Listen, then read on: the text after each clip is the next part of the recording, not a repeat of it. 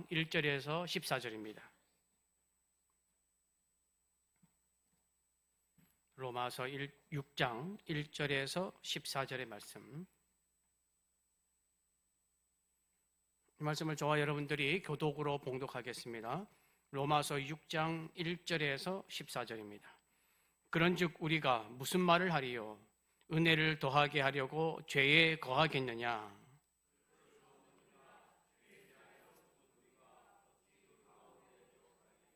무릇 그리스도 예수와 합하여 세례를 받은 우리는 그의 죽으심과 합하여 세례를 받은 줄을 알지 못하느냐?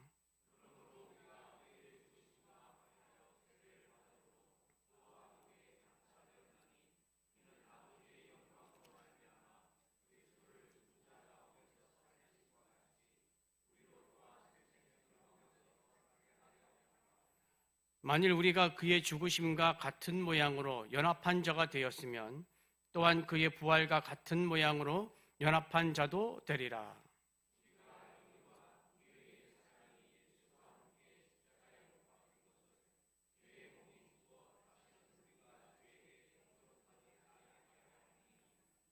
이는 죽은 자가 죄에서 벗어나 의롭다 하심을 얻었습니다.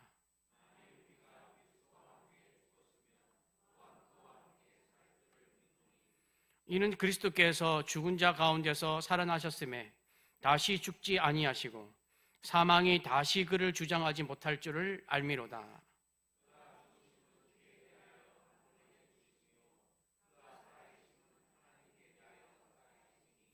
이와 같이 너희도 너희 자신을 죄에 대하여는 죽은 자요 그리스도 예수 안에서 하나님께 대하여는 살아있는 자로 여길지어다.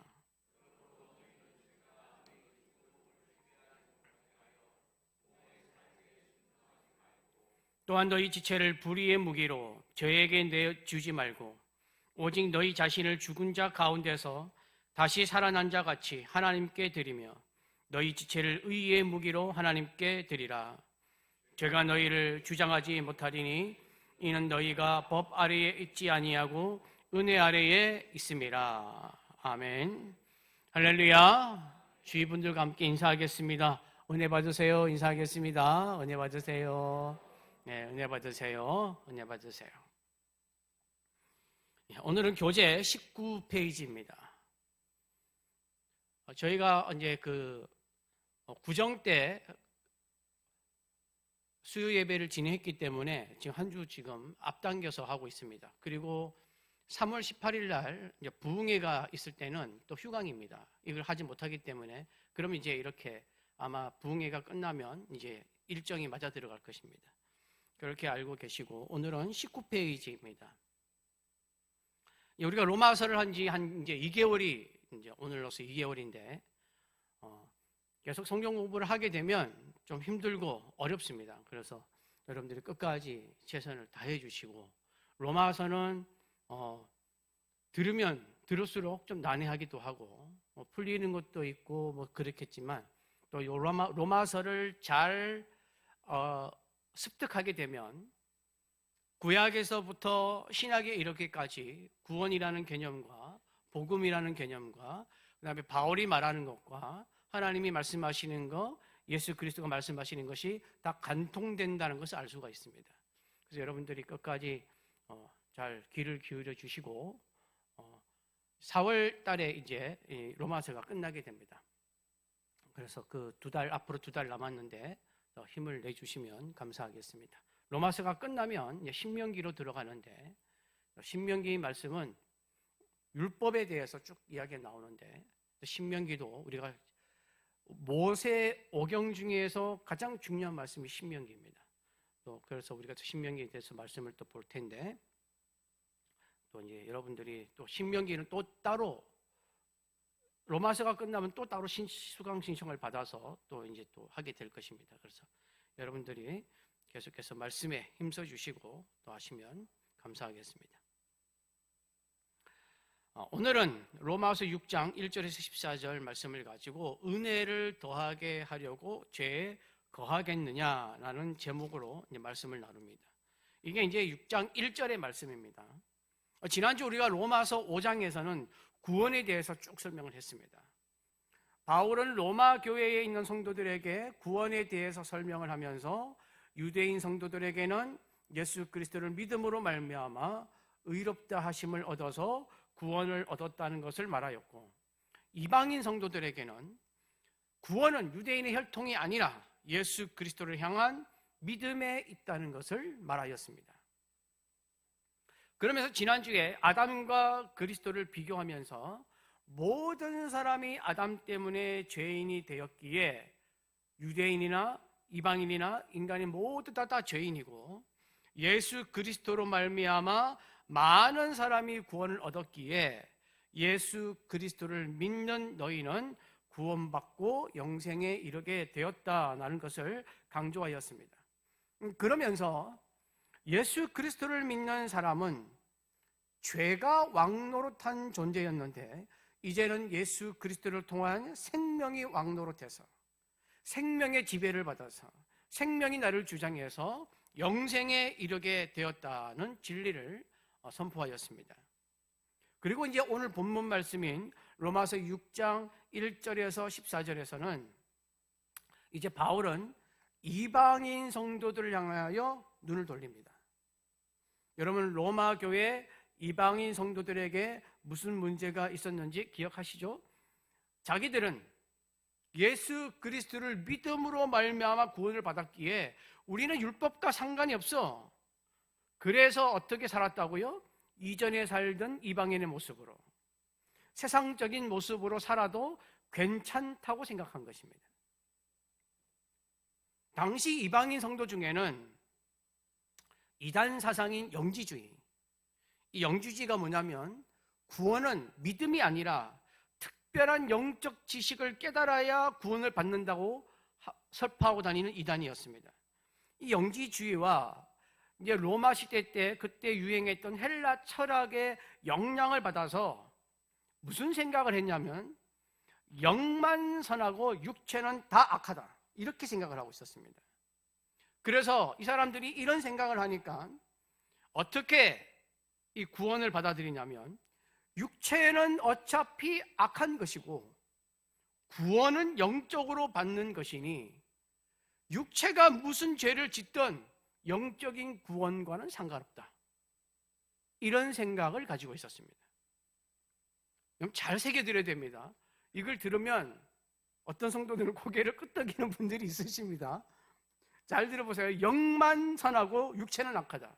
성경에서는 육체를 악하다고 얘기하지 않습니다. 성경에서 육신이라고 말하는 것은 하나님과 반대되는 것. 인간의 육신은 어떤 것을 얘기하냐면 죄를 짓고 사는 몸을 얘기하는 것입니다. 근데 여기서 육체는 이 이단 사상들의 영지주의자들이 하는 말은 육체는 모두 다 그냥 이 자체가, 인간의 육체의 몸 자체가 악하다는 거예요. 그래서 어차피 육체는 악한 것이고 구원은 영적으로 받는 것이니 육체가 무슨 죄를 짓든 말든 아무렇게 상관도 상관이 없다는 것입니다. 영적인 구원만 받으면 된다는 것입니다. 이런 생각을 가지고 있는 이방인 성도들이 많았다는 것입니다. 그래서 바울이 오늘 말씀을 통해서 이 본문에서 그게 아니다라고 말하기 위해서 오늘 로마서 6장 1절에서 14절 말씀을 하고 있습니다. 우리 교재에 보시면 19페이지 마음 열기. 여러분은 예수 믿은 후 끊어버린 나쁜 습관이 있습니까? 혹은 아직 끊지 못한 것은 무엇입니까? 예수를 믿었는데, 예수 그리스도를 믿어서 우리는 새 사람이 되었는데 예수를 믿은 후에 끊어버린 나쁜 습관은 어떤 것입니까? 아니면 아직 끊지도 못하고 계속 나에게 갖고 있는 것은 무엇이냐는 것입니다. 여러분, 예수를 믿는다는 것은 그냥 나는 믿어, 난 예수님 믿어, 예수님 살아계신 거 믿어, 예수님이 날 구원하신 거 믿어, 말로 고백하는 것이 아니라 이 말의 고백과 함께 삶의 변화를 말하는 것입니다. 삶의 변화는 나의 정체성, 즉 나의 존재의 변화를 말하는 것입니다.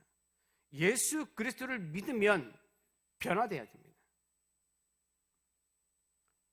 우리는 흔히 이렇게 생각합니다. 나의 행동을 바꾸어서 내가 어떤 사람인지를 보여주겠다.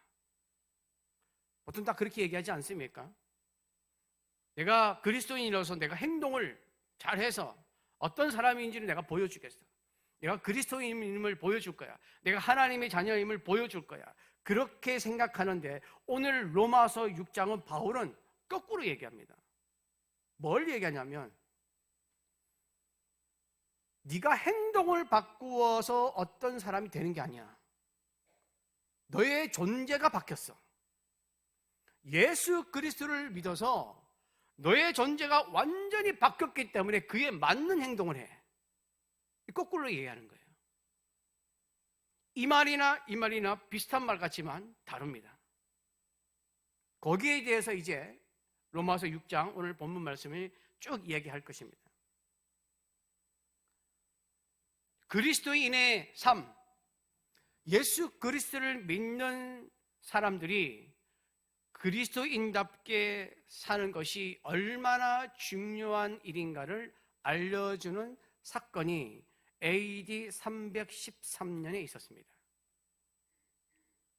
이 아니엘 목사님이라는 분이 쓰신 바울 교회에서 길을 찾다라는 책이 있는데 그 책에 보면 이런 내용이 나옵니다. 1세기 로마 제국은 우리는 다르다라는 세상으로 세상을 통치했다는 것이죠. 로마 제국 사람들은, 로마인들은 자기들의 자부심이 엄청났습니다. 자기들은 다르다는 것입니다. 다른 나라와 다르다는 것입니다. 다른 사람과 다르다는 것입니다. 뭐가 다르냐? 자기들이 우월하다는 것입니다. 그래서 신분사회, 계급사회였던 로마 제국은 이 로마 제국에서 살았던 사람들의 이 삶이 어떤 삶이었냐면 10%의 극소수 상류층이 90%의 하류층민들을 전부 다 다스리는 형태였습니다.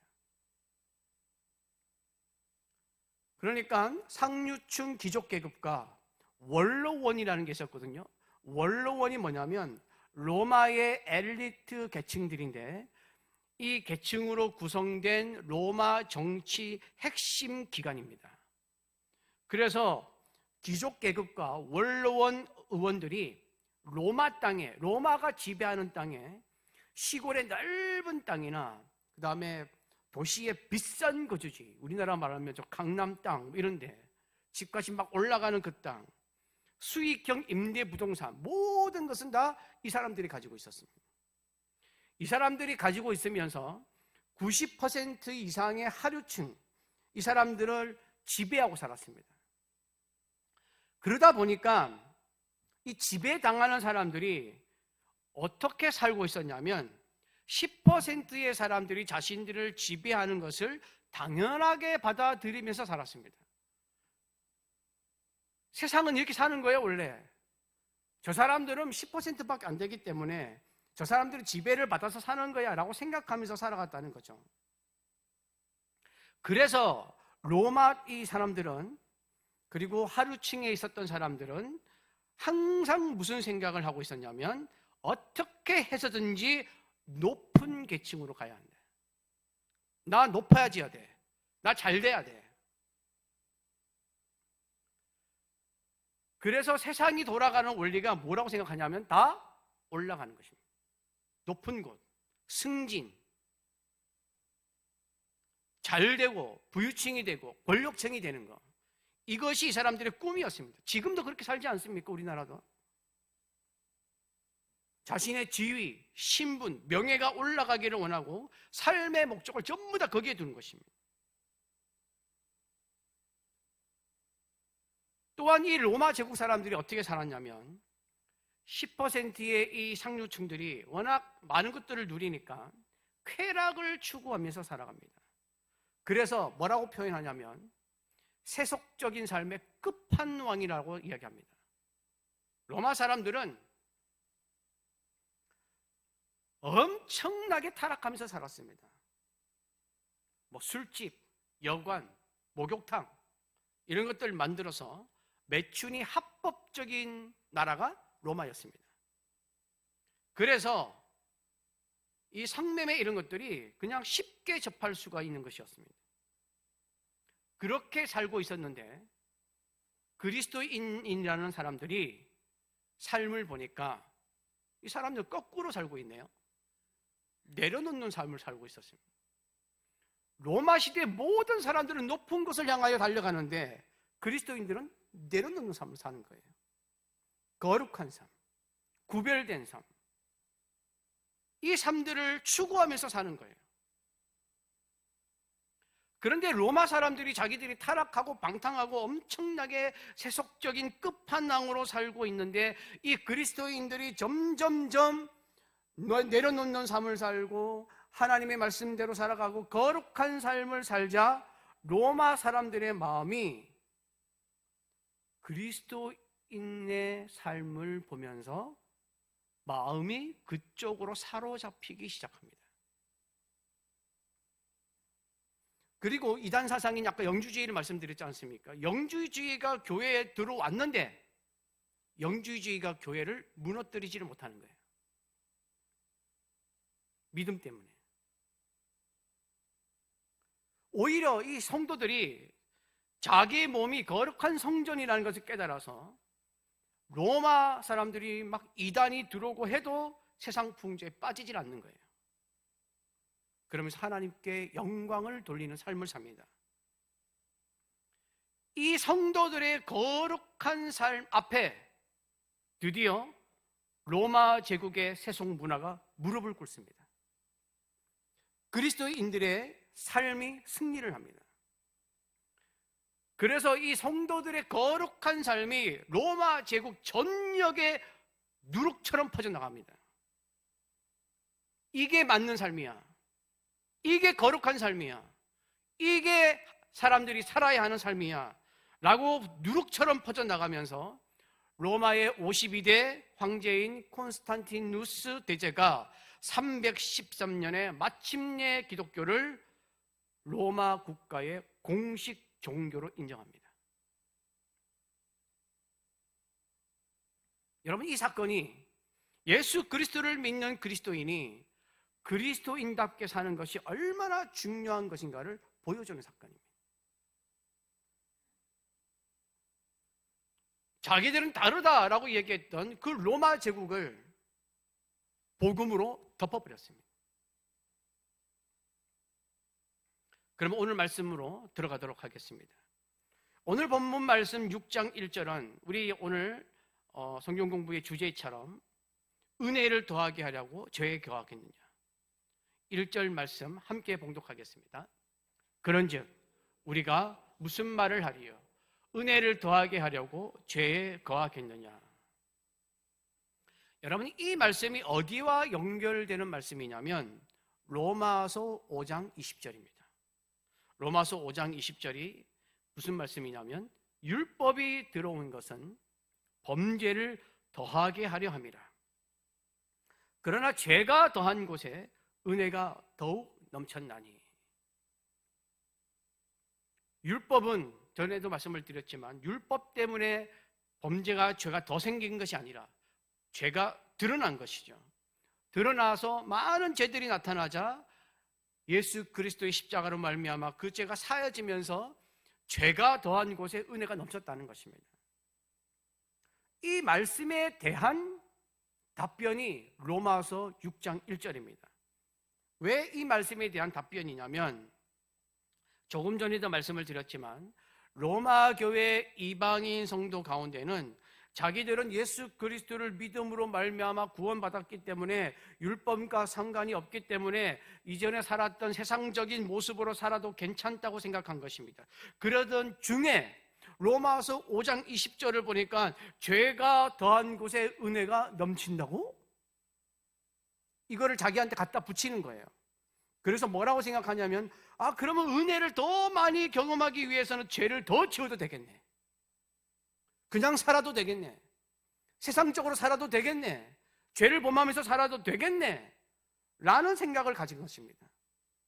그래서 이것을 알고 바울이 로마서 6장 1절에 뭐라고 얘기하냐면 은혜를 더하게 하려고 죄에 거하겠느냐 라고 시작하는 것입니다. 그러면서 바울이 2절에 이렇게 말합니다. 2절 말씀입니다. 함께 봉독합니다. 그럴 수 없느니라. 죄에 대하여 죽은 우리가 어찌 그 가운데 더 살리요. 바울은 바로 아니라고 말합니다. 그럴 수 없다는 것입니다. 바울은 그리스도를 믿는 사람은 그 존재 자체가 바뀌었다고 말합니다. 예수 그리스도께서 십자가에 죽으실 때 우리의 죄를 사하기 위하여, 우리의 죄를 제거하기 위하여 우리의 죄를 짊어지고 그 죄와 함께 십자가에 못 박혀서 죽으셨습니다. 믿습니까? 그래서 우리의 죄는 죽었습니다. 인간의 죄는 죽었어요. 사라졌습니다. 그러므로 우리는 죄에 대하여 죽은 자입니다. 죄가 죽은 자입니다. 죄가 죽은 자가 또 어떻게 죄 가운데 살겠느냐? 이 말씀입니다. 이거를 바울은 3절부터 죽음과 세례와 연합과 부활로 쭉 설명을 합니다. 3절에서 5절입니다. 함께 봉독하겠습니다. 무릇 그리스도 예수와 합하여 세례를 받은 우리는 그의 죽으심과 합하여 세례를 받은 줄을 알지 못하느냐. 그러므로 우리가 그의 죽으심과 합하여 세례를 받음으로 그와 함께 장사되었나니 이는 아버지의 영광으로 말미암아 그리스도를 죽은 자 가운데서 살리심과 같이 우리로 또한 새 생명 가운데서 행하게 하려 함이라. 만일 우리가 그의 죽으심과 같은 모양으로 연합한 자가 되었으면 또한 그의 부활과 같은 모양으로 연합한 자도 되리라. 교재 보시면 19페이지 이제 말씀 속으로 1번입니다. 세례, 그리스도와 연합. 우리가 금방 성경을 읽었는데 무릇 그리스도와 합하여 세례를 받은 우리는 그의 죽으심과 합하여 뭐죠? 세례 받은 줄을 알지 못하느냐. 거기 가로 옆에 되는 지우십시오. 못합니다. 되는 X치를 치시고 세례 받은 줄을 알지 못하느냐. 3절 말씀에 그러니까 예수와 합하여 세례를 받은 우리는 죽으심과 합하여 세례를 받았다. 그 다음에 4절 마지막에 보시면 무슨 말씀이 되어 있습니까? 우리는 또한 뭐 가운데? 새 생명 가운데서 행하게 하려 함이라. 여러분 3절에서 5절에 보면 계속해서 반복되어 나오는 단어가 있습니다. 합하다, 연합하다라는 말이 나옵니다. 3절에 그리스도와 합하여 세례를 받은 우리, 그의 죽으심과 합하여 세례로 받은 줄. 4절에 그의 죽으심과 합하여 세례를 받음으로.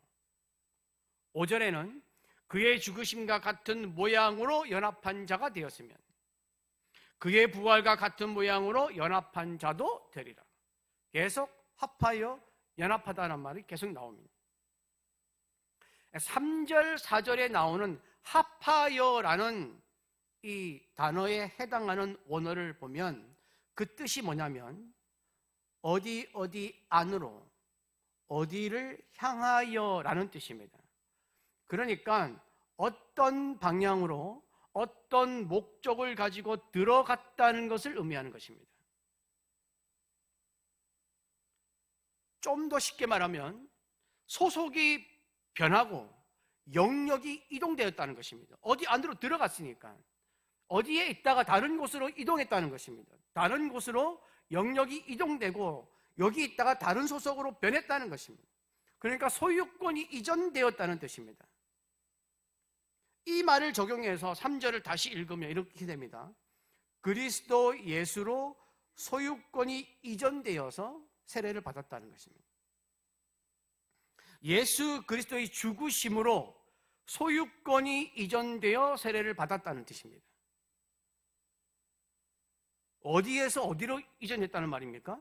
아담이라는 죄의 영역 안에 살고 있던 우리가 세례라는 사건을 통해서 이제는 예수 그리스도라는 영역으로 다시 들어갔다는 것입니다. 이사해버렸어요. 이전했어요. 소속이 바뀌었어요. 그래서 3절, 4절에 사용된 합하여라는 단어는 세례하고 연관되어 있습니다. 계속 합하여 뒤에 단어가 세례가 나옵니다. 예수와 합하여 세례를 받으느니, 죽으심과 합하여 세례를 받은 줄. 4절에 죽으심과 합하여 세례를 받음으로. 여러분, 세례가 무엇입니까? 세례는 예수 그리스도를 구주로 고백하는 사람이 그리스도와 함께 죄에 대해서 죽고 예수 그리스도의 부활로 다시 살아나서 그리스도와 연합되는 것을 상징하는 의식입니다. 당시의 세례는 침례로 이루어졌습니다. 침례교는 그 침례를 계속 주장하는 곳인데, 침례가 뭡니까, 여러분? 우리는 세례를 받을 때에 집례자가 이렇게 손에 물을 담아서 이렇게 머리 위에 흐르게 하잖아요. 근데 침례는 뭐냐면 머리 끝에서 발끝까지 그냥 전체를 물에 확 담궜다가 올라오는 예식입니다. 옛날에 세례 요한이 있을 때는 강가에서 사람의 이 머리까지 온몸을 젖었다가 다시 일어나게 하는 거거든요. 이게 무슨 의미입니까, 여러분? 물속에 들어가는 것은 죄를 가진 옛사람이 다 죽고 물속에서 나오면서 모든 죄를 씻고 나옴으로 예수 그리스도와 함께 부활함으로 합해졌다는 것을 상징하는 것입니다. 그게 침례입니다. 그러니까 죄의 영역에서 예수 그리스도의 영역으로 들어갔기 때문에 이제는 나는 하나님의 사람이다, 하나님의 자녀다, 그리스도의 사람이다 라고 세례를 받는 것입니다. 그래서 그리스도의 영역으로 들어갔기 때문에 세례와 연결되는 것입니다. 그래서 합하여라는 단어 뒤에 반드시 바울은 세례를 집어넣어서 이것이 연결된다는 것을 가르쳐주기 위한 것입니다. 그리고 5절에 보면 연합하다라는 말이 나옵니다. 이 연합하다라는 말을 원어로 보면 함께 자라다라는 뜻입니다. 함께 자라다. 그러니까 예수 그리스도와 나와 연합했다는 말은 무슨 말이냐면 함께 심겨서 마치 나무가 접목하듯이 두 개의 나무였는데, 나라는 인간이라는 나무하고 예수 그리스도라는 나무 두 나무였는데 마치 나무가 접목하듯이 하나로 합쳐져서 이제는 한 나무가 되어서 한 나무의 그 밑에 있는 뿌리에서 올라나오는 진액을 공유하고 같은 뿌리에서 나오는 것을 공급받으면서 함께 자라나는 상태를 말합니다. 그러니까 예수 그리스도와 우리는 연합된 존재입니다. 예수 그리스도께서 우리의 죄를 다 사하시고 우리와 하나 되심으로 말미암아 우리는 예수 그리스도 안에 있고 그 예수 그리스도는 우리 안에 있어서 두 나무가 한 나무가 된 것처럼, 접목된 나무처럼 예수 그리스도라는 죽음이라는 그 토양에 예수님과 함께 심겨져 가지고 예수님의 부활로 하나가 되어서 이제 한 나무가 되었다는 것입니다. 그게 연합입니다.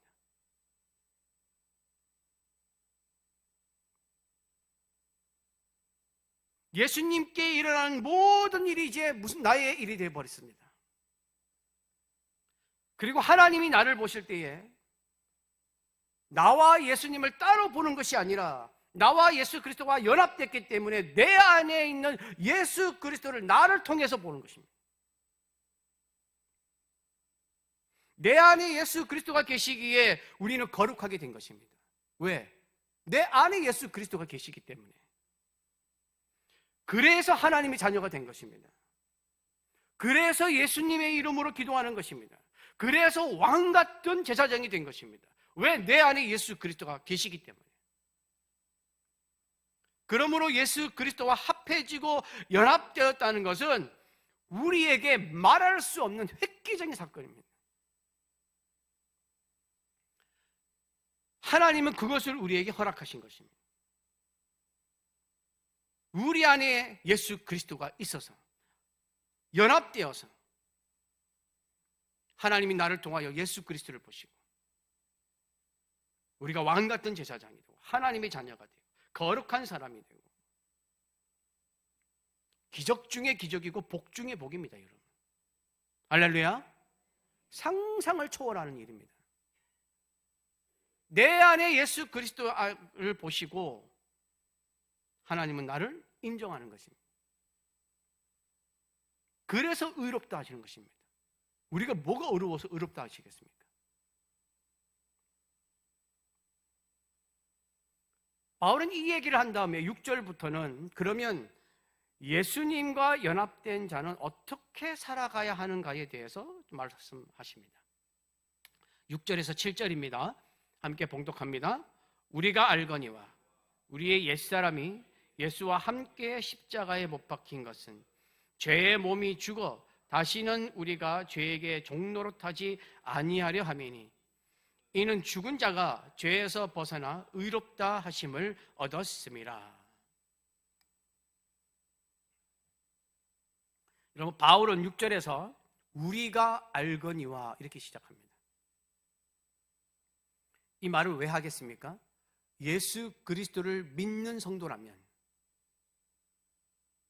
복음을 받아들여서 복음으로 사는 성도라면, 예수 그리스도를 믿어 구원을 받는 사람이라면 알 거야, 너희들이.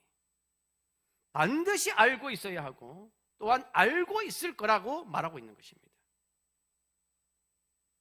그러면 예수 그리스도를 믿는 우리들이 알고 있는 것이 무엇입니까? 뭐라고 얘기합니까? 우리의 옛사람이 예수와 함께 십자가에 못 박혔잖아. 너희들은 그걸 알잖아. 예수 그리스도를 믿는다면 그걸 알잖아. 우리의 옛사람은 예수님과 함께 십자가에 못 박혔어요. 옛사람이 무엇입니까? 인간이 하나님 앞에서 범죄한 이후, 그리고 예수 그리스도를 만나기 이전의 사람, 예수 그리스도를 믿기 전에 나를 말하는 것입니다. 내가 예수 그리스도를 받아들이기 전에 나를 말하는 것입니다. 하나님의 관계가 단절되어 버려서 죄의 지배 아래 살았던 존재, 그 존재가 옛사람입니다. 우리는 모두 한때 이 옛사람이었습니다. 그러나 이 옛사람이 예수와 함께 십자가에 못 박혔습니다. 옛사람으로서 회복 불가능했던 존재가 예수 그리스도의 죽음 때문에 죄가 다 끊어지고 제거가 되면서 회복이 가능한 존재가 되었습니다. 우리의 이 옛사람은 그리스도의 십자가에 함께 못 박힘으로 말미암아 죄에서 왕노릇하는 것, 우리가 죄의 지배를 받는 것이 다 사라지고 끊어져 버렸습니다. 여러분, 그래서 예수 그리스도의 십자가는 그저 나의 죄를 용서한 사건으로 끝난 것이 아니에요. 죄를 만들어내던 존재인 옛사람을 십자가에서 완벽하게 제거한 사건입니다.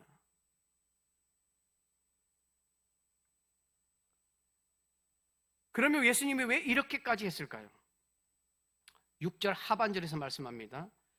죄의 몸이 다시는, 죄의 몸이 죽어 다시는 우리가 죄에게 종노릇하지 아니하려 함이니. 죄의 몸이라는 것은 죄에 의해서 조종되고 지배받았던 몸을 말하는 것입니다. 우리의 말, 행동, 생각, 심지어는 이 무의식적인 반응까지 죄의 명령에 반응하고 순종하였던 상태가 죄의 몸입니다. 죄가 나한테 와서 죄를 지어라고 할 때 그래 하면서 순수하게 그냥 죄를 지으러 가는 사람이었다는 것입니다. 그 죄의 몸이 죽었다는 것은 죄가 약해졌다는 의미가 아닙니다. 죄가 우리의 삶을 통제하던 그 시스템 자체가 파괴됐다는 것입니다. 더 이상 죄가 우리를 명령할 수 없고 우리는 그 명령에 따라서 움직이지 않는 존재가 되었다는 것입니다. 누구 때문에요? 예수님 때문에. 이것이 로마서 6장 전체의 핵심입니다. 복음은 그냥 죄를 멀리하고 살라는 권면이 아닙니다. 우리가 죄의 지배에서 완전히 해방된 새로운 존재가 되었다라는 것이 복음입니다. 이것이 예수 그리스도를 믿는 우리의 정체성입니다. 더 이상 죄가 우리를 지배하지 못하고 주장하지 못하고 명령하지 못하는 것입니다. 그러나 우리는 아직도 죄의 유혹을 경험하면서 넘어지면서 살아가지 않습니까? 그러나 여러분 반드시 기억해야 할 것은 뭐냐면 우리가 죄의 유혹에 넘어진다고 해서 죄의 지배를 받는 것이 아닙니다. 죄의 지배력은 끝났습니다. 우리는 더 이상 죄의 종이 아니에요. 무슨 말인가 하면 내가 일부러 죄를 짓지 않는 이상, 내가 죄의 유혹에 호기심을 느껴서 그것을 내 스스로 하지 않는 이상 죄가 나를 움직이게 할 수는 없다는 뜻입니다. 예수 그리스도를 믿는 성도는 죄의 목소리를 따라가지 않습니다. 죄의 속삭임에 넘어가지 않습니다. 이미 죽은 옛사람의 습관에서 벗어나 그리스도 안에서 새로운 존재로 살아가는 것입니다. 그래서 고린도전서 5장 17절에 뭐라고 얘기합니까? 고린도후서 5장 17절이죠. 그런즉 누구든지 그리스도 안에 있으면 새로운 피조물이라. 이전 것은 지나갔으니 보라 새 것이 되었도다. 죄가 우리에게 속삭이고 명령해도 따를 필요가 없습니다. 이것이 복음이 주는 자유입니다. 그래서 우리가 맨 찬송하잖아요. 죄에서 자유를 얻게 하면 보혈의 능력입니다. 그러면 어떻게 이렇게 될 수 있었나? 7절에 이렇게 말합니다. 이는 죽은 자가 죄에서 벗어나 의롭다 하심을 얻었기 때문이다. 죽은 자가 죄에서 벗어나 의롭다 하심을 얻었기 때문입니다.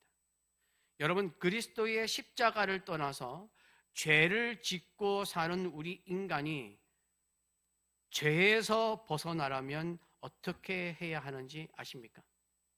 예수 그리스도 십자가를 제외하고 죄를 짓고 사는 우리 인간이 죄에서 벗어나는 방법이 딱 하나 있습니다. 십자가 말고, 예수 그리스도 말고 그냥 인간적으로 생각했을 때에 죄에서 벗어나는 방법이 딱 하나밖에 없어요. 뭐게요? 죽는 겁니다. 죽음입니다. 죽음. 사람이 죽으면 더 이상 죄를 짓지 않습니다. 또한 죽은 사람이 죄를 지을 수도 없고 죽은 자에게는 더 이상 법이나 규칙이 적용되지 않습니다. 여러분, 세상 법도 그렇잖아요. 살인범을 못 잡고 있다가 살인범이 죽어버렸어요. 그럼 뭐라고 해요? 공소시효. 끝나는 거예요. 그냥. 죽은 사람은 죄를 짓지도 못하고 더 이상 뭘 할 수가 없습니다. 죄와 상관이 없어집니다. 그래서 죄에서 죽은 자는 더 이상 죄의 영향을 안 받는 거예요. 그런데 성경은 뭐라고 얘기합니까? 우리를 죄에서 죽은 자라고 얘기합니다. 죄로 인한 고발, 정죄, 책임, 형벌로부터 완전히 벗어난다. 더 이상 죄가 우리를 끌고 갈 수 없다. 이게 우리의 정체성입니다. 이렇게 그리스도의 십자가로 인하여 모든 죄가 끊어졌기 때문에 의롭다 하심을 받은 자가 된 것입니다. 여러분, 7절 말씀이 굉장히 짧은 간단한 말씀처럼 보이지만 복음을 한 문장으로 요약한 엑기스 중에 엑기스입니다. 바울은 이 구절을 통해서 죄와 싸우라고 말하지 않습니다. 여러분은 죄에 대해서 이미 죽었습니다라고 선포하는 것입니다. 죄와 싸워서 이기십시오, 승리하십시오가 아니고 죄는 우리 안에서 완전 죽었다는 것입니다. 끝이라는 것입니다. 그러므로 예수 그리스도를 믿는 자는 이 정체성을 기억해야 합니다. 이 정체성을 회복해야 됩니다. 이것을 잊어버리면 안 됩니다. 우리는 여전히 죄의 유혹과 싸우고 있지 않습니까? 넘어지기도 하고 실수하기도 합니다. 그러나 우리는 더 이상 죄의 영향을 받는 존재가 아니라는 사실, 하늘의 시민권자라는 사실, 이것을 기억하면서 살아야 됩니다. 나는 죄에 대해서 죽은 자다.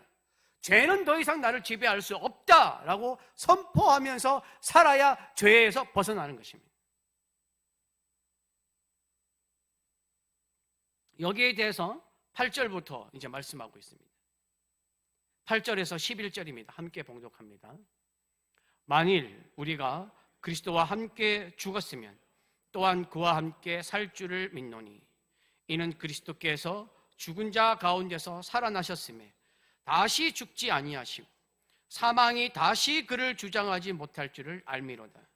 그가 죽으심은 죄에 대하여 단번에 죽으시며 그가 살아계심은 하나님께 대하여 살아계심이니 이와 같이 너희도 너희 자신을 죄에 대하여 죽은 자요 그리스도 예수 안에서 하나님께 대하여는 살아있는 자로 여길지어다.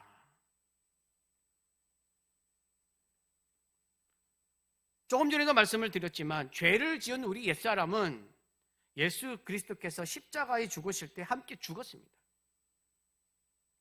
끝이 났습니다.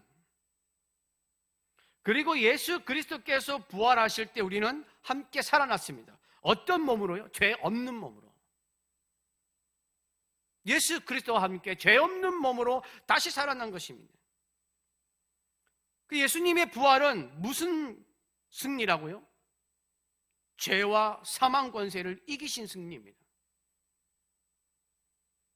그래서 우리는 예수 그리스도와 연합된 사람이기 때문에 그 예수님과 함께 죄 없는 몸으로 다시 살아난 것이죠. 다시 부활한 것입니다. 이에 사망이 예수 그리스도를 주장하지는 못합니다. 주장하지 못하는 것이 아니라 예수 그리스도를 아예 건드리지는 못합니다. 예수 그리스도께서 사망을 주장하지 사망이 예수 그리스도를 주장하지 못합니다. 우리는 그 예수 그리스도와 함께 연합된 사람입니다. 그래서 우리는 영적으로 있는 살아있는 자가 된 것입니다. 그래서 육신은 때가 되면 하늘나라로 가지만 영적으로는 영원한 생명을 가진 자가 되어서 천국에서 영원히 사는 줄 믿습니다. 그러면서 바울은 뭐를 얘기하냐면 예수 그리스도께서는 죄에 대하여 단번에 죽으셨다는 거죠. 왜 단번에 죽으셨다는 말을 적어놨을까? 여러분, 구약의 제사는 대제사장이 사람입니다. 그리고 하나님과의 관계를 회복하기 위해서 제물로 드렸던 것이 다 동물의 피를 드리는 희생제사였습니다. 완전하지 않습니다. 이것이 우리의 죄값을 해결해 주지 못합니다. 완전한 제사가 아니었습니다. 그래서 어떻게 한 줄 아십니까? 매일 드렸습니다. 매년 드렸습니다. 왜? 하나님하고 관계를 회복해야 되니까. 하나님께 거룩함으로 나가기 위해서는 매일, 매년, 그래서 상번제가 나온 것입니다. 매일 드리는 제사.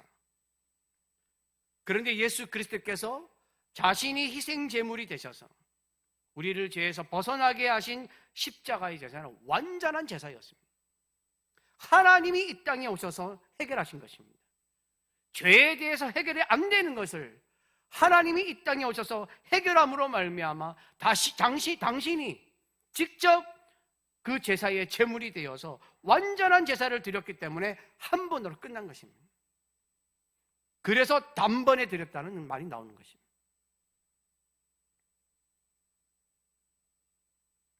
그리고 예수 그리스도께서 부활하셔서 살아계심은 하나님께 대하여 살아계심입니다. 여러분, 죄가 뭡니까? 기억나십니까? 죄가 뭡니까? 성경에서 말하는 죄가 무엇입니까? 모든 표정들이 잊어버렸다라는 표정을 지시고 계십니다. 성경에서 말하는 죄는 하나님 말씀에 불순종하는 것입니다. 하나님 말씀에 불순종하는 것인데, 그래서 죄가 하나님과의 관계를 단절시킨 것입니다. 그런데 예수 그리스도께서 다시 살아나심으로 말미암아 우리와 누구와의 관계가 회복되었다고요? 하나님과의 관계가 회복된 것입니다. 십자가로 말미암아 우리와 하나님의 관계가 회복된 것입니다. 그래서 하나님께 대하여 살아난 것입니다. 우리는 예수 그리스도와 연합하여 하나인 존재이기 때문에 예수님이 하나님께 대하여 살아나실 때 우리도 하나님께 대하여 살아난 것입니다. 하나님과의 관계가 회복된 것입니다. 그래서 하나님의 자녀가 된 것입니다. 그러므로 11절은 이렇게 말씀합니다. 이와 같이 너희도 너희 자신을 죄에 대하여는 죽은 자여 그리스도 예수 안에서 하나님께 대하여는 살아있는 자로 여길지어다. 그러므로 예수 그리스도 십자가로 말미암아 우리는 죄가 죽었고 하나님께 대하여 살아난 사람입니다. 그래서 우리는 누구를 위하여 살아야 되는 것입니까? 하나님을 위하여 살아야 되는 것입니다. 하나님을 향하여 살아있는 자입니다.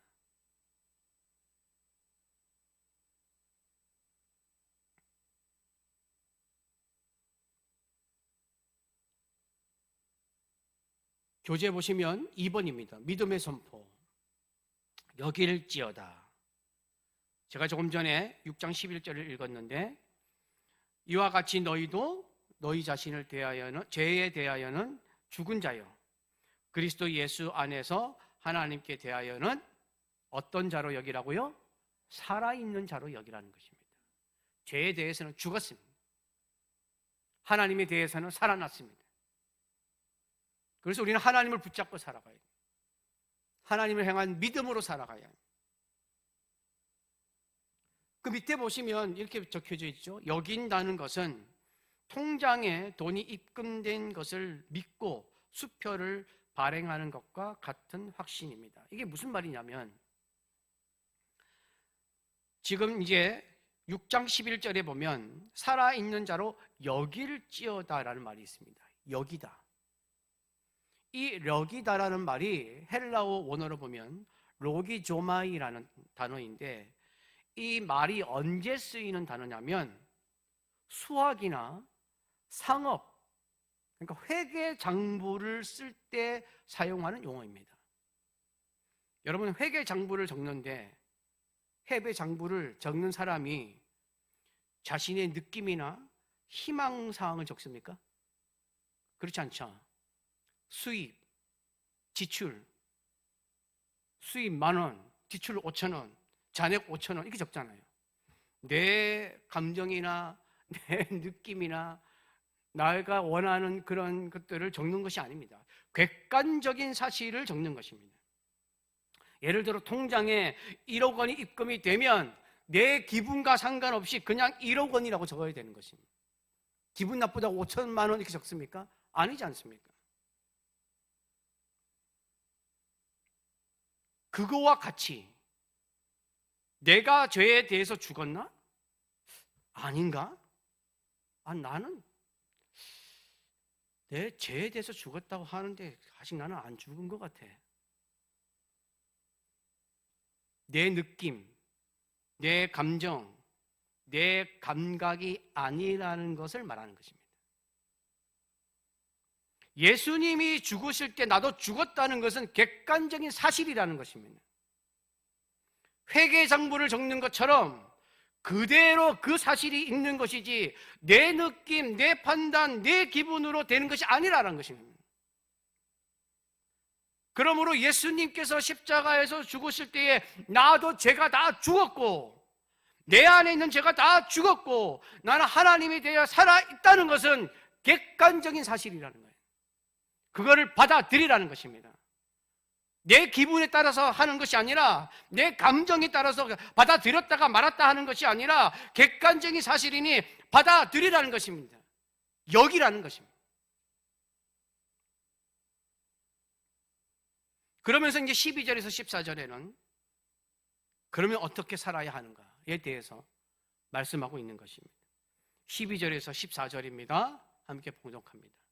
그러므로 너희는 죄가 너희 죽을 몸을 지배하지 못하게 하여 몸의 사욕에 순종하지 말고 또한 너희 지체를 불의의 무기로 죄에게 내주지 말고 오직 너희 자신을 죽은 자 가운데서 다시 살아난 자 같이 하나님께 드리며 너희 지체를 의의 무기로 하나님께 드리라. 죄가 너희를 주장하지 못하리니 이는 너희가 법 아래 있지 아니하고 은혜 아래에 있음이라. 할렐루야. 이 말씀이 이제 와닿으시죠? 들어오시죠, 마음에. 여러분, 교재 3번입니다. 몸의 사용법. 우리 몸을 어떻게 사용할 것인가? 너희 지체를 불의의 무기로 죄에게 내주지 말고 오직 너희 지체를 어떤 무기로요? 의의 무기로 하나님께 드리라는 것입니다. 몸의 사욕은 우리를 죄에 머물게 하는 것입니다. 사욕은 인간을 지배하는 죄에 대하여 표현한 것입니다. 성적인 욕망, 물질적인 욕망, 타인의 것을 탐내는 욕망, 이런 것들을 사욕이라고 말합니다. 하나님과 반대되는 개념입니다. 하나님이 원하시지 않는 것들을 하게 하는 욕망을 말합니다. 이 사욕에 순종하면 안 됩니다. 사욕이 우리를 지배하게 만드느냐? 하나님의 원하시는 의가 우리를 지배하게 만드느냐 하는 것은 전쟁과 같은 것입니다. 13절에는 우리 지체를 불의의 무기로 죄에 내주느냐, 의의 무기로 하나님께 드리느냐의 문제라고 말하고 있습니다. 이 지체라는 말은 우리의 몸만 얘기하는 것이 아닙니다. 생각, 언어, 의지, 식욕, 성욕, 명예욕, 가치관, 판단력, 마음, 모든 것을 이야기하는 것입니다. 그리고 불의의 무기는 죄를 만드는 수단을 말합니다. 하나님이 미워하는 것입니다. 우리는 예수 그리스도의 십자가로 인하여 죄에 대해서 죽고 하나님에 대하여 다시 살아난 자들입니다. 그러므로 우리 지체를 하나님께 드려서 의의 무기로 사용해야 되는 것입니다. 의의 무기는 하나님이 원하시는 삶을 말합니다. 그러니까 너희 몸으로, 너희 지체로 하나님이 원하시는 삶을 살아라는 것입니다. 너희는 이제 죄가 죽었잖아. 더 이상 죄가 너를 지배하지 못해. 그러니까 그리스도의 인의 삶을 살아야 된다는 것입니다. 의의 무기로 살아야 된다는 것입니다. 지금도 사탄은 끊임없이 우리에게 불의의 무기를 선택하도록 유혹합니다. 아니야, 너는 죄인이야. 너 또 넘어졌잖아. 너 또 죄 지었잖아. 그때 우리는 뭐라고 선포해야 된다고요? 나에게는 죄가 죽었어. 나에는 더 이상 죄의 지배를 받지 않아 라고 선포해야 되는 것입니다. 그게 죄를 이기는 방법입니다. 사탄은 수없이 우리를 거꾸로 얘기합니다. 너는 아직 아니야. 너는 아직 죄를 짓잖아. 너 또 넘어졌네. 또 실수했네. 그 소리가 들리면 우리는 전부 어떻게 된다고요? 다 의기소침하는 거예요.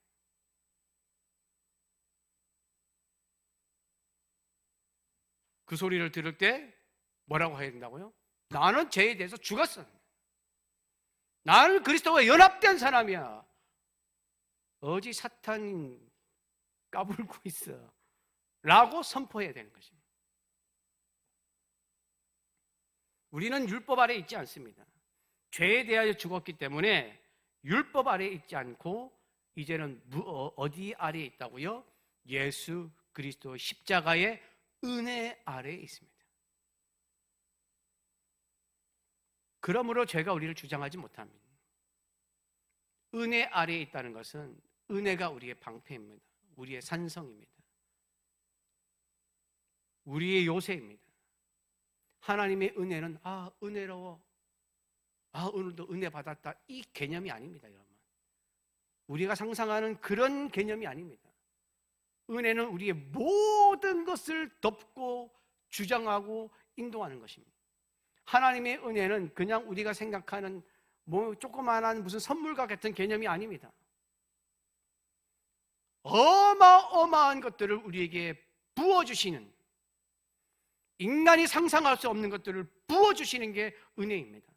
예수 그리스도의 생명을 주신 것이 은혜입니다. 우리 죄를 끊어버린 것이 은혜입니다. 우리 존재가 완전히 바뀐 것이 은혜입니다. 우리 삶이 바뀌고 인생이 변한 것이 바로 은혜입니다. 은혜라는 개념은 한도 끝도 없는 것입니다. 우리는 하나님의 은혜로 사는 자임을 믿습니다. 그 하나님의 은혜가 우리에게 이제 왕노릇하는 것입니다. 죄가 왕노릇하는 것이 아니라 이제는 하나님의 은혜가 우리에게 왕노릇하는 것입니다. 우리를 지배하고 우리를 주장하고 우리를 다스리고 우리를 인도하는 것입니다. 20페이지 삶의 적용입니다. 죄의 유혹이 올 때 뭐라고 선포하라고요? 나는 죄에 대해 죽었다. 다시 한번 선포하겠습니다. 시작. 나는 죄에 대해 죽었다. 다시 한 번 더요. 나는 죄에 대해 죽었다. 그래야 죄를 이깁니다. 절대로 의기소침해서는 안 됩니다. 죄 앞에서, 유혹 앞에서 흔들리시면 안 됩니다. 우리가 어떤 정체성을 가진 사람인지, 어떤 존재인지를 확실하게 알아야 합니다. 이번 주간 나의 입술과 손발을 어떻게 의의 무기로 사용하시겠습니까?